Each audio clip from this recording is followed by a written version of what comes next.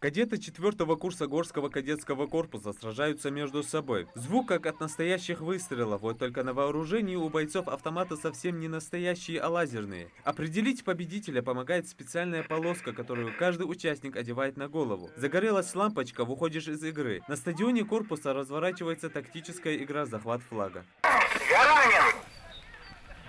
В Войнахе против Орлов правила игры очень просты. Вначале все как на настоящем захвате. Бросают дымовую гранату, и юные стрелки занимают боевые позиции в укрытиях для ведения огня по противнику. Уничтожив соперника, следует захватить его флаг и принести на свою базу. Игрок, у которого осталось совсем мало жизни и патронов, скорее бежит к автобусу. Это своего рода заправочная база, где бойцы могут перезарядиться.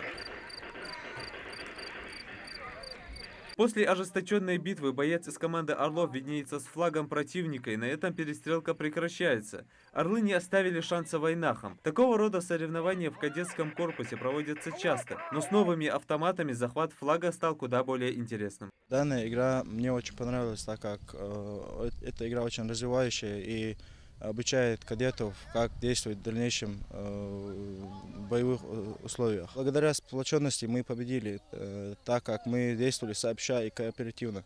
Çok interesting ders. Дуккам лозера, дуккам акитат, дуккам халятат.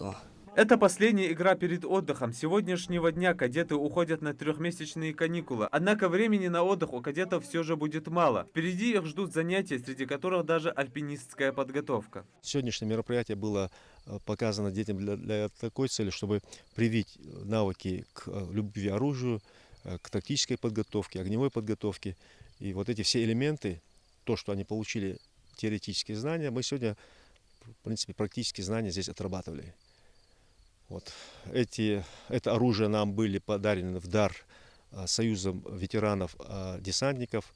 Генерал-полковник Востротин на 20 единиц автоматов. Это копия наших автоматов АК-74. В дальнейшем такие соревнования планируется проводить среди всех рот и взводов систематически, если позволит погода. Кроме того, на территории корпуса планируется развернуть лагерь по военно-патриотическому воспитанию молодежи, где также будут проводиться различного рода соревнования. Исуп Гелисханов, Адам Далаков, Новости 24.